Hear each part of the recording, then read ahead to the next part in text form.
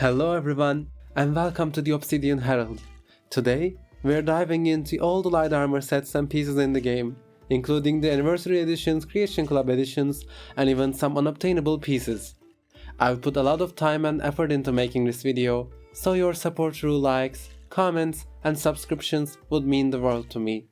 Positive feedback will help keep me motivated to create more content like this. Before we jump in, let's set some ground rules. I'll only consider the base armor ratings of each piece. No perks, tempering, or skills involved.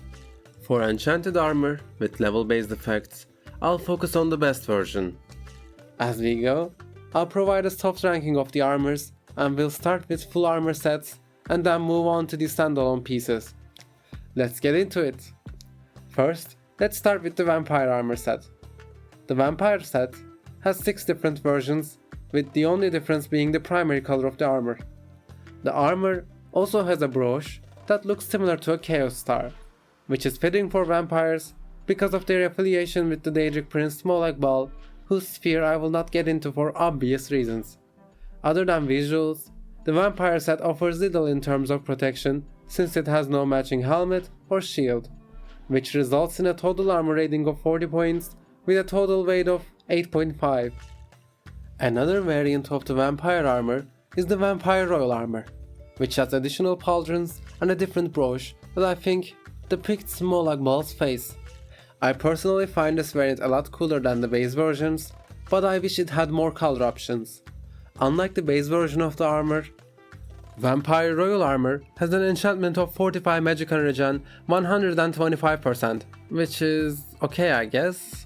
It is only meaningful in the early game, and not being able to enchant set pieces yourself is a huge drawback, considering how broken enchanting skill is. It has a higher base armor rating while being heavier compared to the standard vampire armor. This slight increase in armor rating and weight on top of the other vampire gear nets a 45 points of armor rating while weighing 12.5 points. The one benefit of vampire set is that it has an empty helmet slot, which can be filled with another strong artifact such as Ethereal Crown. Both the base and the royal versions of the vampire set can be tempered with leather. Next up is the fur armor set. The fur armor set has many alternative forms with the same stats. My personal favorite is the sleeveless full body version. In my opinion, the fur set perfectly displays what would be worn in a frozen wasteland such as Skyrim. Other than the armor, it has 2 versions of footwear as boots and shoes, and 3 versions of gauntlets as brawlers fur bracers, and fur gauntlets. Fur gauntlets and fur boots are worn by the hold guards, while the bracers and the shoes are mostly worn by bandits. Fur set with all the bandit parts have an armor rating of 46 points with a weight of 10, and with the alternative gauntlets and boots, the total armor rating of the set becomes 44 with a weight of 11, which is worse than the default set. And the default set is still worse than the vampire set because vampire set still has the helmet slot empty while being lighter. Of course this is expected because the set is the default armor of the bandits, along with the next armor set on the list. Any variant piece of the fur armor set can be tempered with leather. The hide armor set is another set on the weaker side. It has 2 variant armors, hide armor and studded armor. Funnily enough, studded armor fits the set a lot better aesthetically than the hide armor in my opinion. I like the spike mohawk on the helmet and the axe-shaped chest piece. This is the first set on the list to have a shield. With the shield, the set has a total of 55 points of armor rating, with a weight of 13 points. Without the shield, it is the worst set of light armor in the game, with a 40 points of armor rating and a weight of 9 points. With the studded armor, the total armor rating increases to 58, with a combined weight of 14 points when the shield is equipped. Without the shield, the armor rating totals 43, with a combined weight of 10 points. With the studded armor, the set becomes the second worst armor set in the game. Both versions of the hide set can be improved using leather. Speaking of leather, up next is the leather set. I find the leather set extremely ugly. Maybe it's the color, or maybe it's the helmet nose thing, or even the skirt, but sadly, something feels off to me. I would much prefer the sets mentioned before, even though they are clearly worse. It has no shield and has a total armor rating of 52 with a total weight of 12, which is clearly much better compared to the previous armor sets, and the fact that it is so easily craftable makes it the perfect starting armor for light armor users in a gameplay sense. And of course, it can be improved using leather. Another variant of the leather set from the Creation Club is the Leather Scout set. First of all, I love the look of this set, especially a lot more than its standard leather counterpart. While the bandolier gives it a unique feel compared to the other armor pieces in the game, I think the hood, instead of that weird helmet, makes it look better instantly. But aside from the aesthetic, it has a total armor rating of 56 points, while having a total weight of 12 points, which makes it a total upgrade over the base variant. This variant can also be improved using leather. Next up is the Elven Light set. Elven Light set is a variant of the Elven armor that is worn by the Talmor. Its only physical difference compared to the base Elven armor is that it has no pauldrons. It has an uncanny look because of the missing pauldrons. Most people don't even notice that there is an Elven Light variant in the base game since they are so similar. Because it has worse stats than the base Elven set, it has a total armor rating of 52 and has no shield, which makes it equal to leather and worse than the Leather Scout, while it has a total weight of 7 points, which makes it very light. You can improve each piece of the set with refined moonstone. Elven set is the better version of the Elven Light set. Additionally, you can craft Elven set pieces at any forge. The appearance of the set, with its golden colors and feather-like features, feels like it represents the superiority complex of the High Elves of Somerset Isles. They like to present themselves as angelic divine beings who are above mortal races of men and beast folk. Aside from the visual cues and lore implications, the set has a total armor rating of 79 points with the shield and 68 points of total armor rating without the shield, while having a weight of 11 points with the shield and 7 points without the shield. This puts them above the aforementioned armor sets and makes them one of the lightest armor sets in the game.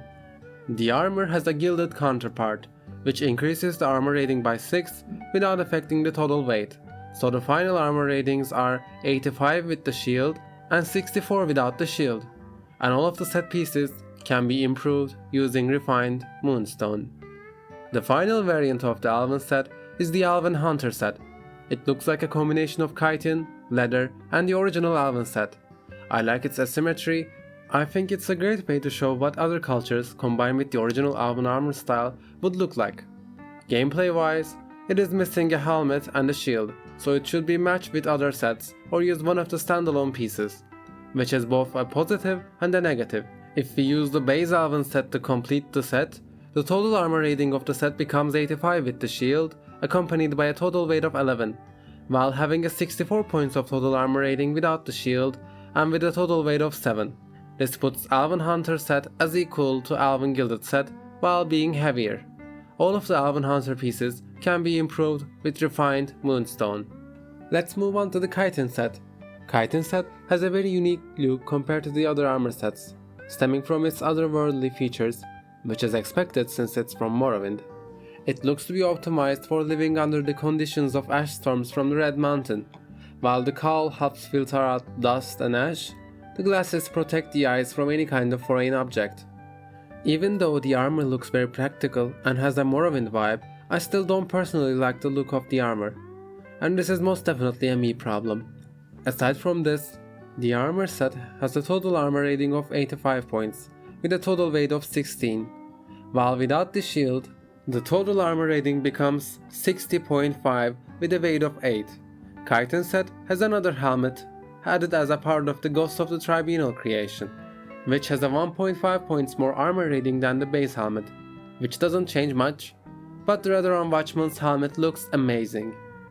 Even with the new helm, the set is a bit worse than the Elven, Elven Gilded and Elven Hunter sets from before. Also, the set pieces can be improved using chitin plates. Next up on the list is the Scaled set. The Scaled set has two armor pieces, one is Scaled armor, the other is Scaled horn armor. Even though they share the same stats all around, the Scaled horn version can't be crafted or tempered.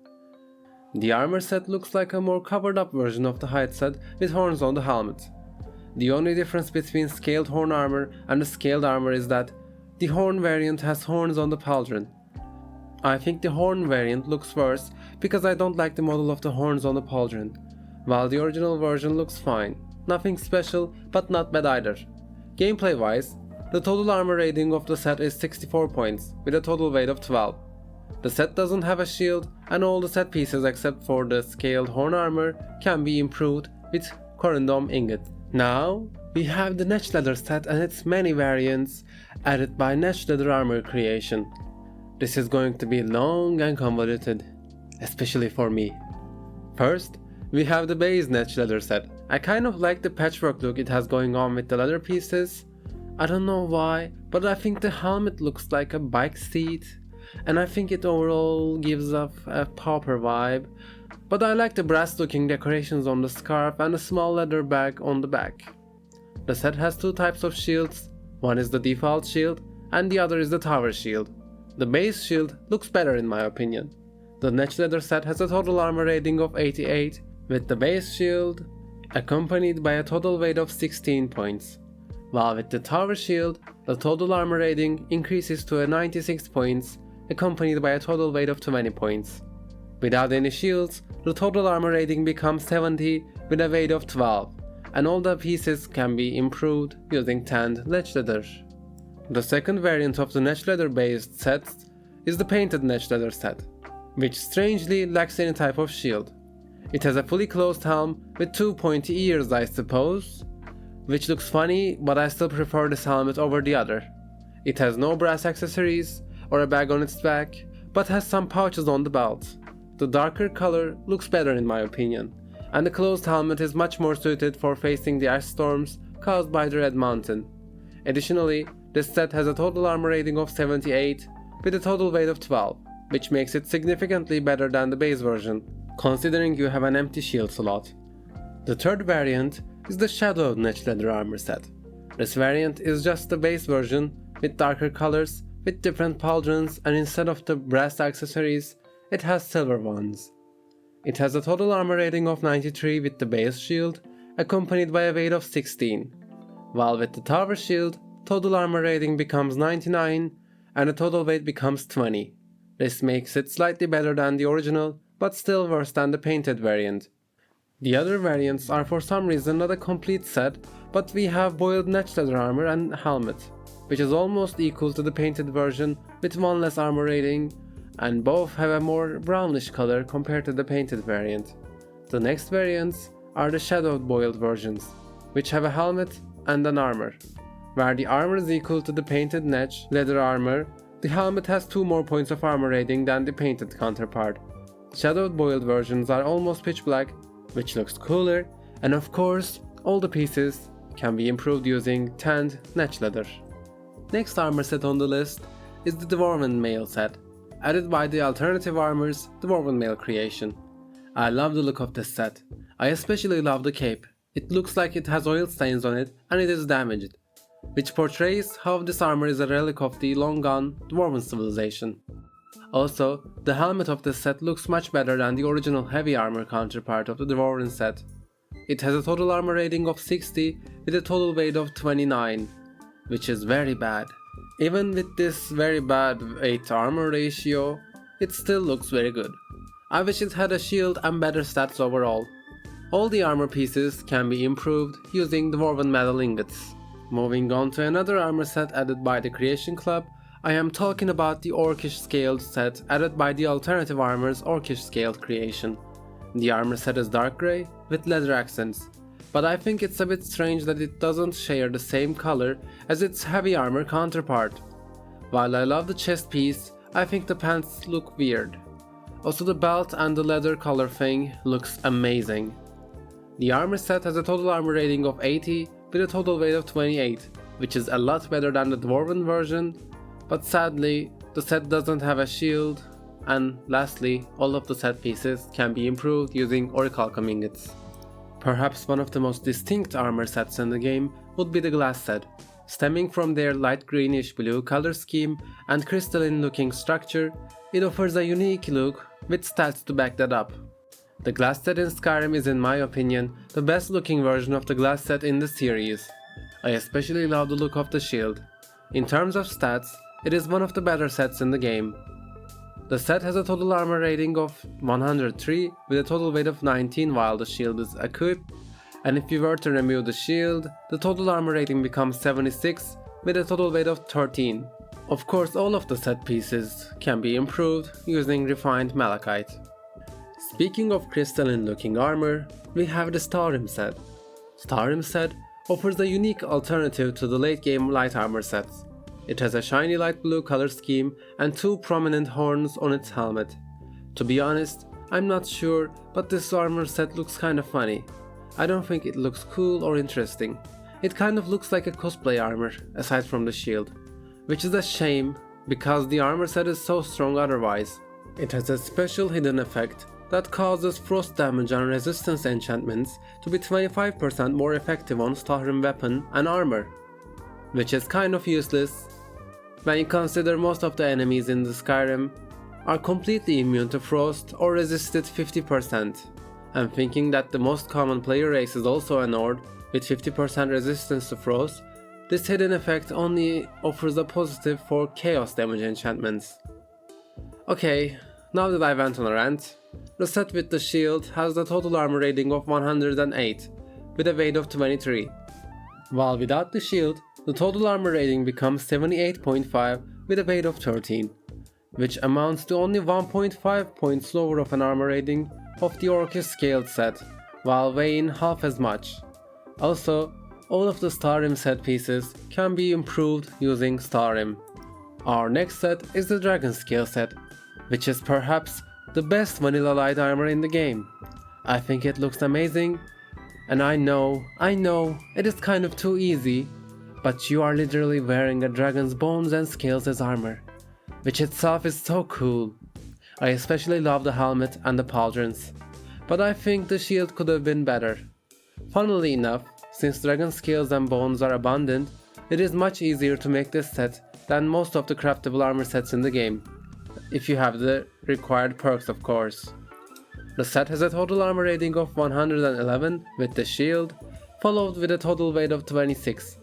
When we remove the shield, the total armor rating becomes 82 with a weight of 20, which is the highest armor rating up until now, but the set is kind of heavy, and naturally, all the set pieces can be improved using dragon scales. Now let's move on to the Amber set. Amber set is added by the Saints and Seducers creation, which is a returning armor set from the Shivering Isles. You can clearly feel Shivering Isles while looking at the armor, but sadly, I don't like its orange tone, which looks cheap. If its orange was brighter, I would find it better. It is overall better than the Dragon Scale set, which is a feat. When worn with the shield, the armor set has a total armor rating of 119 with a total weight of 25, and when worn without the shield, the total armor rating becomes 88 with a total weight of 15. These stats are, as I stated before, much better than the Dragon Scale set by offering both better protection and a lighter total weight. All of the Amber set pieces can be improved using refined Amber. Next set is the Studded Dragon Scale set, a personal favorite of mine. It looks cool, it has great stats, and most importantly, it is very easy to get, if you know where to get it of course. The set is added by the Alternative Armors Dragon Scale creation. It has a much more polished look than the original Dragon Scale set. The set, also like many of the sets added as creations, have asymmetric pauldrons, which I personally like. Again, just like the other creations, it lacks a shield. The set has a total armor rating of 90 with a total weight of 20, and all of the set pieces can be upgraded using Dragon Scales, which as I've said before, are easy to access. The final craftable non-faction armor set is the Daedric Mail set. The set lacks a shield and a helmet piece. As usual, if you want to use any standalone pieces, this opens the possibility for that. Aesthetically, this is my favorite armor set thus far. Look at how cool it looks. As I've said before, a set missing a shield and a helmet is both a positive and a negative. For strong sets, negatives outweigh the positive, because I prefer to decide myself if I want to mix and match armor sets. But anyways, the armor set is added by the Alternative Armors Daedric Mail creation. It has a total armor rating of 72 with a total weight of 19. All of the set pieces can be improved using ebony ingots. Now that we have wrapped that part up, we are moving on to the faction sets. This part of the video will focus on armor sets given, used, or associated with certain factions of Skyrim. The first faction set on the list is the Dawnguard set. Just like its vampire counterpart, this set has varying color options. Although the different colors don't change much, it is still nice to have options. I personally find the set a bit bland, especially the grey version, but nonetheless, it serves its purpose as the Vampire Hunter set. The set normally has a heavy shield, but the Dawnguard rune shield is classified as light armor, so I will take it as the shield for the set. So the set has a total armor rating of 88 with the shield, accompanied by a total weight of 16.5. While without the shield, the set has a total armor rating of 61, accompanied by a total weight of 10.5.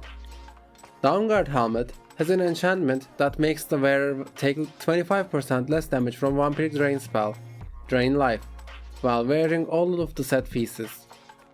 While the shield has an enchantment that deals 10 points of extra damage against vampires with the bash, and blocking with the shield continuously causes a sun shield that damages undead 10 points while draining the user's stamina. While being flashy, it doesn't do much. All of the set pieces can be improved using steel ingots.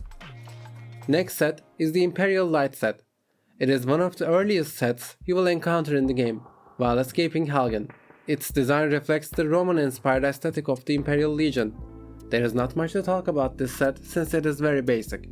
Its stats are bad and it is easy to acquire.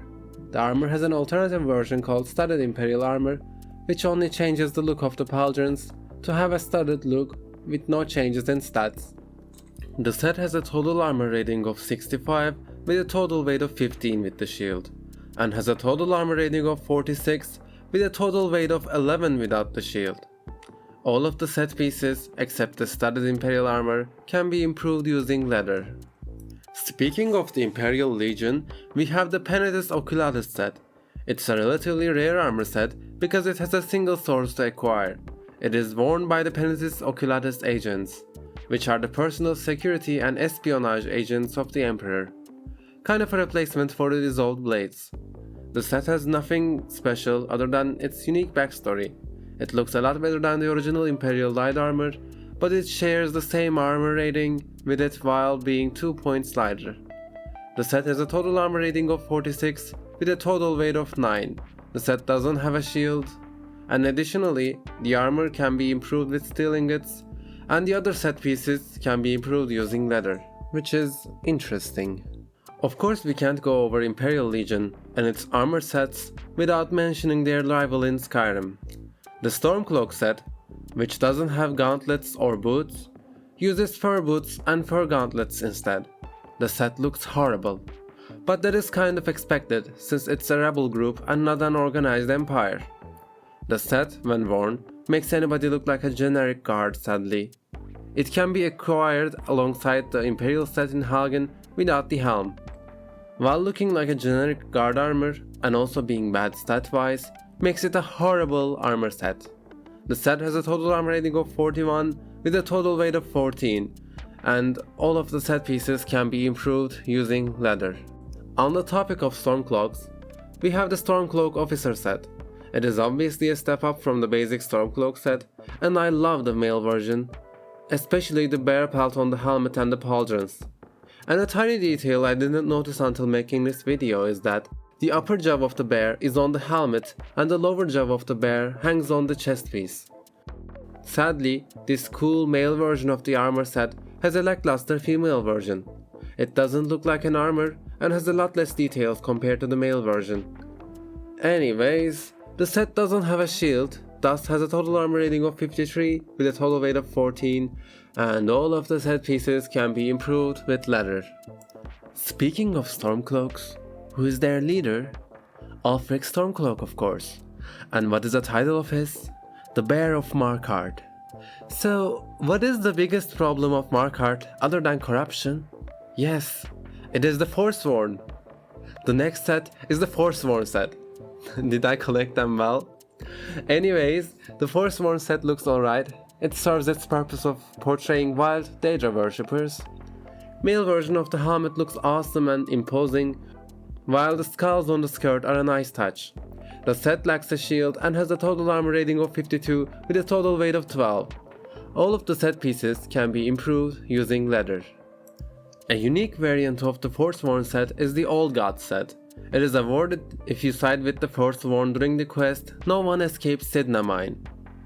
It shares the same model as the base version and offers slightly less protection than the base version, but weighs half as much. All of the set pieces are enchanted. The helmet increases the wearer's magicka by 30 points, the armor reduces the cost of destruction spells by 15% for the wearer, the gauntlets increase the damage done by the wearer's bows by 20%, while the boots improve sneaking 20% for the wearer. These are nice enchantments, even though they are a bit all over the place. Since you can get this armor set early on, it is a nice early game set. The set has a total armor rating of 50 with a weight of 6, and all of the set pieces can be improved using leather. Another set on the list is the Thieves Guild set. Thieves Guild set is an early game set that is relatively easy to get as well. It has a dark brownish color scheme and is adorned with bandoliers. I personally like the aesthetic, but it has better versions that I will get to. All of the set pieces are enchanted and have the following enchantments. The hood gives 10% better prices, the armor increases the carry weight of the wearer by 20 points, the gauntlets make lockpicking 15% easier, and finally, the boots make pickpocketing 15% easier. The set has a total armor rating of 60 with a total weight of 11, and all the set pieces can be improved using leather. If you meet certain conditions during the Thieves Guild questline, you will get the chance to upgrade a piece of the set. The upgraded piece has better stats and enchantment. I will not go into detail, but I will show their stats briefly for those who want to know the difference. Another Thieves Guild set is the Guildmaster set. It is extremely tedious to get compared to the latter. You have to meet all of the requirements for becoming the Guildmaster. If you watched my The Magic Behind Skyrim video, you know what I think about these requirements.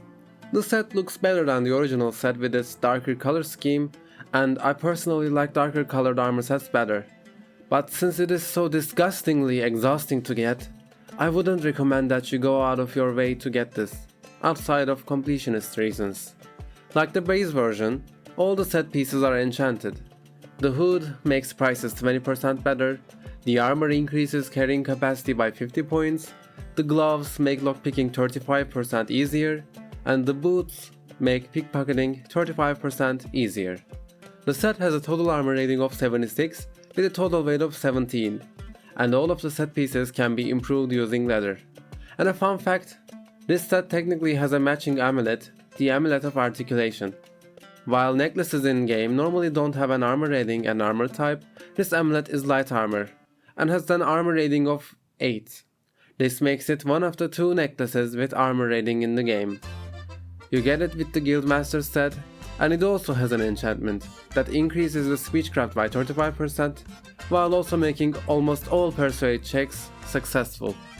An alternative to the ever so tedious to get Guildmaster set is the Blackguard set. The set looks very similar to base Thieves Guild armor, but doesn't have sleeves. It is easy to acquire when you finish the Thieves Guild questline, but doesn't require the special quests and the Radiant quests to be complete. All of the set pieces are enchanted, the hood makes the prices 25% better, the armor increases the carrying capacity by 50, the gloves make lockpicking 40% easier, and the boots makes pickpocketing 40% easier. The set has a total armor rating of 72 with a total weight of 13. Thus, the set has better enchantments than the Guildmaster set with a slightly lower armor rating. But who cares about armor rating when playing a stealth build? All of the set pieces can be improved with leather. Yet another Thieves Guild related armor set is the Linvest set. It looks identical to the Blackguard set while offering worse stats and more combat oriented enchantments. It is close to the Guildmaster set in terms of ease of getting, since it requires a special quest to be done to get. I like the lore implications of the quest and the enchantments reflecting the ideology of the Somerset Shadows, and the set pieces have the following enchantments. The hood makes bows do 15% more damage, the armor increases the stamina of the user by 15, the gloves make one-handed weapons do 15% more damage, And finally, the boots make sneaking 15% better. The set has a total armor rating of 69 and a total weight of 12, and all of the set pieces can be improved using leather. And the final Thieves Guild related armor set is the Nightingale set, which is perhaps the best looking armor set in the game. It has a completely unique look compared to any other armor set on the list. Even though I wish it was separate from the Thieves Guild, there is no denying that this set is so good. Can you tell I love this set? Because I really do. All of the set pieces are enchanted and have the following enchantments. The hood lowers the cost of illusion spells by 17%, the armor increases stamina by 40 points and frost resistance by 50%, gloves make lockpicking 25% easier, and one-handed attacks do 25% more damage. And finally, the boots make the wearer completely muffled. This muffle effect is greater than any of the other muffle effects in the game. The set has a total armor rating of 69 with a total weight of 18. The set pieces can be improved using void salts, which are very fitting and unique, just like the set itself. Let's move on to another sneaky organization of Tamriel. We have the Shrouded set, which is the iconic armor set of the Dark Brotherhood. It looks funny and not like a sneaky people hunter set, and the set looks like it would make latex noises when trying to sneak up on targets to hunt. But still, it is very iconic and has a cool color scheme. Black and red suit each other rather nicely.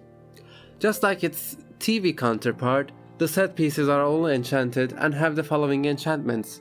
The call increases the damage done by bows 20%, the armor increases poison resistance by 50%, the gloves make the backstabs do double damage, and the boots makes the wearer muffled.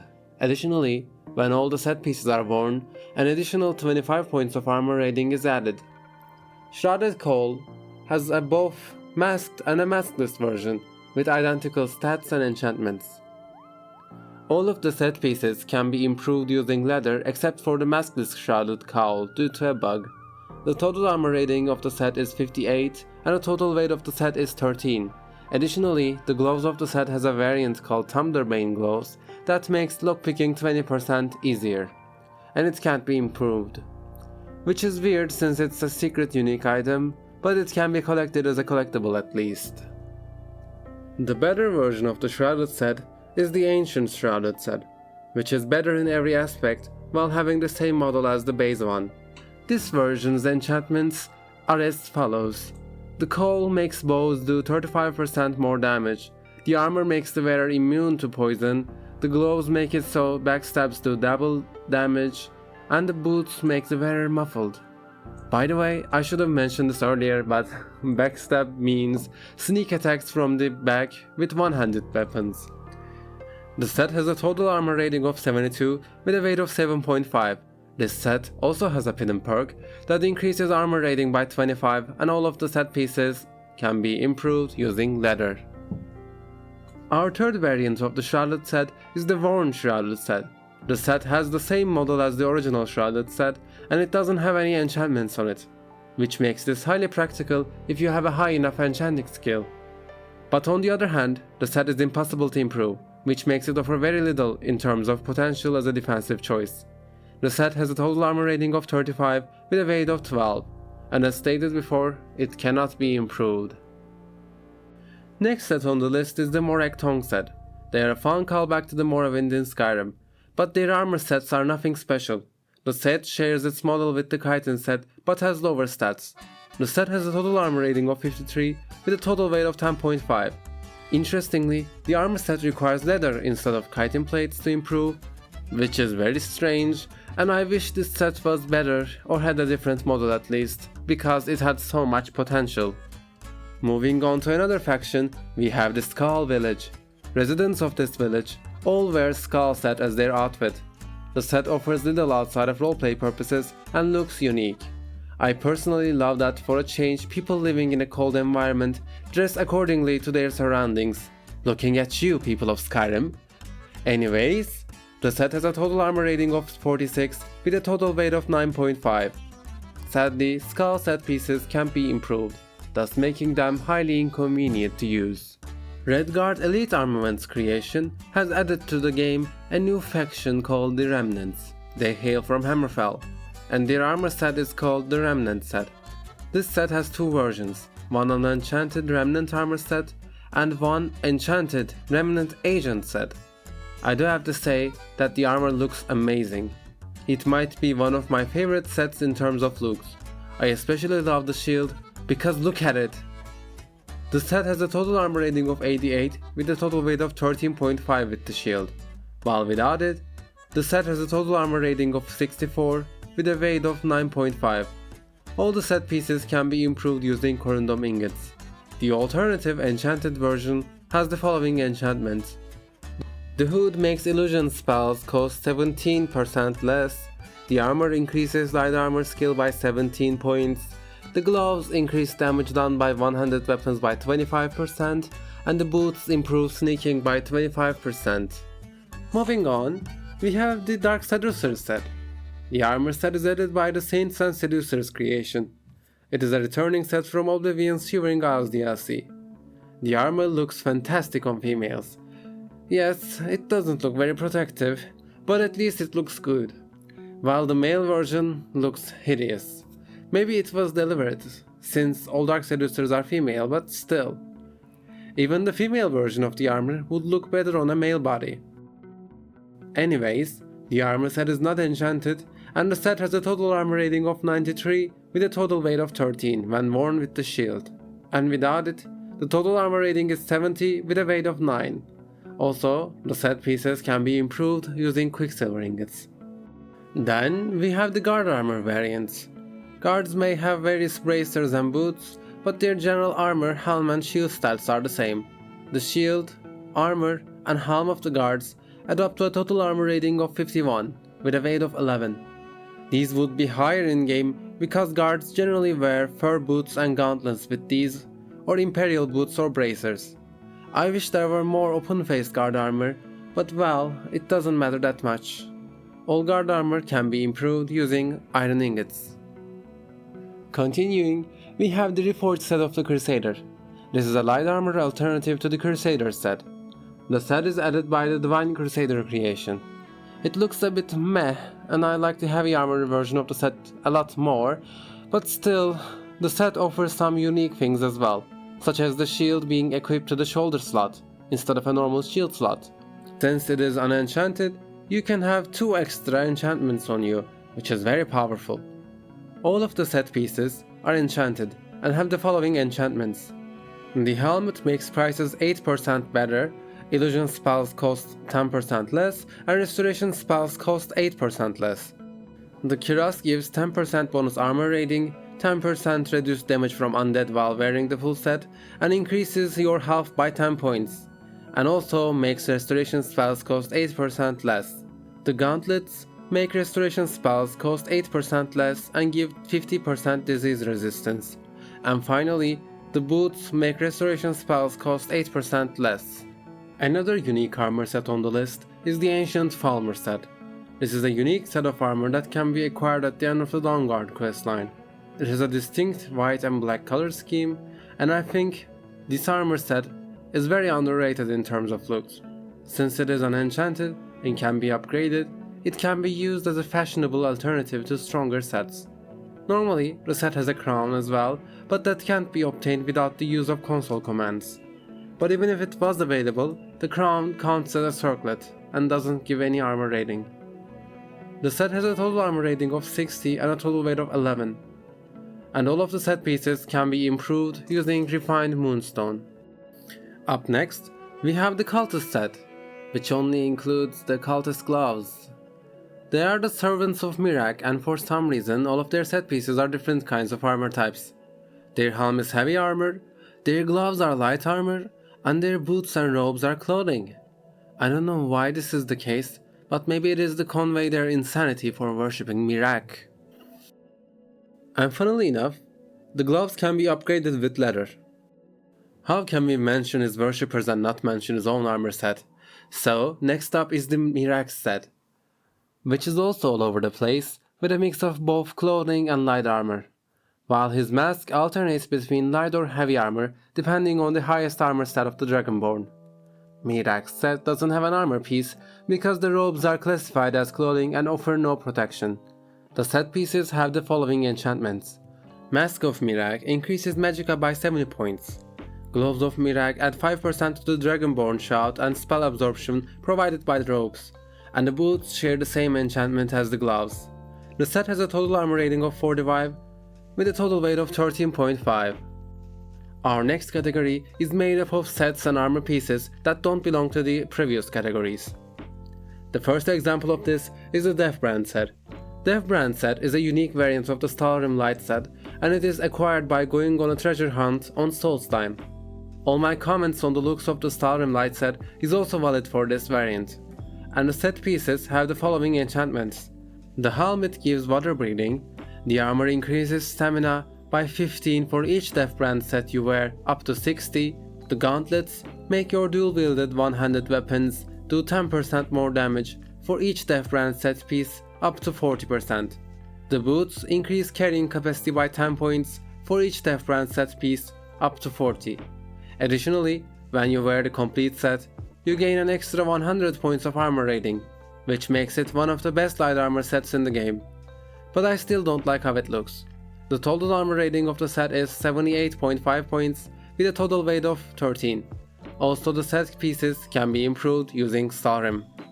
Next up, we have the Diadem of Savant. It is a unique circlet that also counts as light armor, which makes it one of a kind. It has an armor rating of 7 with a weight of 4, and an enchantment that makes every spell cost 5% less magicka to cast. It isn't very meaningful, but it is quite unique, and would be a great item to display. It also cannot be improved. Speaking of jewelry that counts as light armor, we have the second necklace to have light armor status. Of course, I am talking about the Locket of Saint Jib. This necklace is a very fun throwback to Morrowind, as is Jib himself. Most people who played the game don't even know this item exists in the game, because you get this by collecting 10 pages in a dark and dangerous realm where no map or map markers exist. So it is very hard to get, but if you spend the time and effort, I think the locket makes it worth your time. It has an armor rating of 5 with a weight of 0.5, while having an enchantment that increases your stamina and carry weight by 50 points each. Next up, we have the Gloves of the Pugilist. It was for the longest time the only way to acquire Fortify Unarmed Damage enchantment until the Creation Club content was introduced. It is a unique pair of gauntlets that share the same model with fur gauntlets. It has an armor rating of 5 and a weight of 2 with an enchantment that increases unarmed damage by 10. It can be improved with leather. Speaking of unarmed damage, we have all of the Brawler's bracers and gauntlets. They are added by the Fearsome Fist creation. There's a version for almost all armor types, and they are generally greatly designed and look unique and interesting most of the time. They all increase unarmed damage depending on the level of the material they use. You can see them for yourself here. After the bracers, we have another creation, the Grey Cowl of Nocturnal, added by the Grey Cowl Returns creation. It is a returning cowl from Oblivion. It is a relatively easy and simple quest series to get, and it is as unique as it was in Oblivion. The cowl never looked cool or anything, even in Oblivion, but it was always useful. It has an armor rating of 13 with a weight of 2. It has an enchantment that fortifies sneak by 25, increases carry weight by 50, and gives a detect life constant effect. Also, when you wear the cowl, all the guards turn hostile because every guard knows that the Grey Fox is a criminal. Another Daedric artifact on the list is the Savior's Hide. It's an artifact of Daedric Prince Tersine. It has an armor rating of 26 and a weight of 6, with an enchantment that increases magic resistance by 15% and increases poison resistance by 50%. I'm kinda disappointed by this enchantment since it was a lot stronger in Morrowind. If you want to, you can improve it with leather. I don't know how to connect these, but next we have the Dragon Priest masks, starting with Crosis, which means sorrow in dragon language. It has an armor rating of 21 with a weight of 5, and an enchantment that increases lockpicking, archery, and alchemy to be 20% better each. This mask is very useful for stealth archer builds. It can be improved using iron ingots. Next mask on the list is the Morakai. which means glorious in dragon language. It has an armor rating of 5 with a weight of 4 and an enchantment that increases magic regeneration by 100%, which is kind of bad. It can also be improved using refined moonstone. Let's move on to the Volsung, which means horror in dragon language.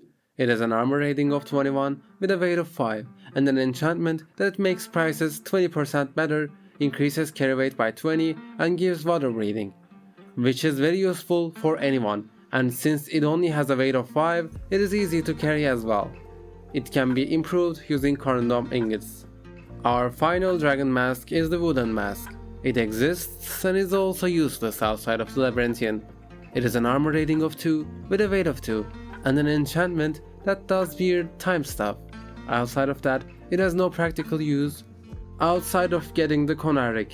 And of course, the wooden mask can't be improved. Another unique pair of boots on the list is Moward's boots. Moward's boots share their model with the hide boots. They have an armor rating of 5 with a weight of 1 and an enchantment that increases sneak by 15%, which is okay I guess, and they can't be improved as well. Yet another unique pair of boots is Predator's Grace, which is a very easy to miss pair of boots that shares its model with hide boots. Many people don't even know these boots exist because they're in a hidden spot that can only be reached by using the Whirlwind Sprint Shout. They have an armor rating of 5 with a weight of 1 and a unique enchantment that fully muffles the wearer, while also increasing stamina regen by 1%. Since most of the muffle enchanted gear are locked behind evil functions, these could be a great alternative for a good-natured stealthy build. The boots can be improved using iron ingots.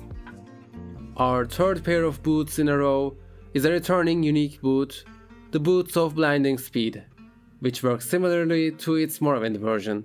They are added by Netch Leather Armor Creation. The boots also share their model with the Netch Leather boots.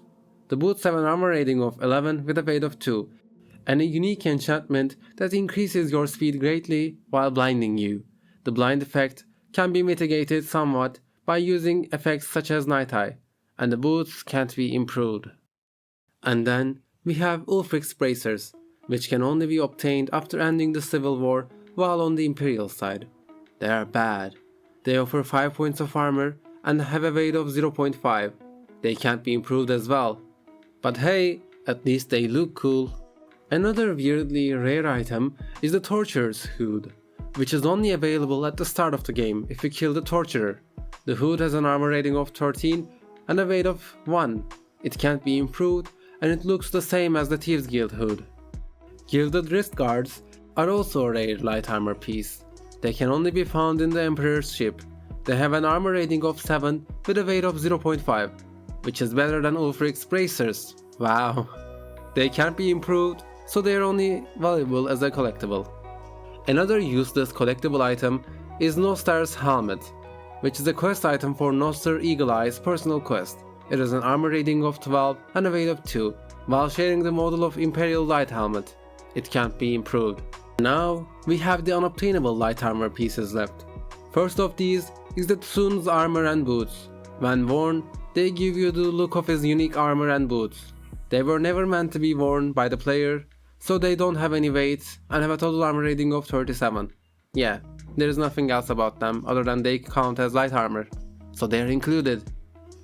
Next is the Herabane's Fortress, which is a unique elven shield that was cut from the game. The item can't be obtained without console commands and offers an armor rating of 21 with a weight of 4, while having an enchantment that increases frost resistance by 50%. It can also be upgraded with refined moonstone. Another unused shield is the Reflecting Shield. It has the same model as the Ariel's shield and has the same enchantment. It has an armor rating of 68 with a weight of 6, which makes it the best light shield in the game by far if it was available, but it can't be improved. Finally, we have the Falk's Helmet, which is the helmet of General Falk's Carius, a returning character from Morrowind. The helmet shares its appearance with a standard Imperial helmet and cannot be obtained without console commands. It can be improved using steel ingots. And with that, we have inspected every piece of light armor in the game. I hope you had a great time. This video took so long, I had to cut it down so many times to not be hours and hours of me yapping about random facts, I would really appreciate it if you like and subscribe. If I made a mistake or missed a piece of armor, please point it out in the comments.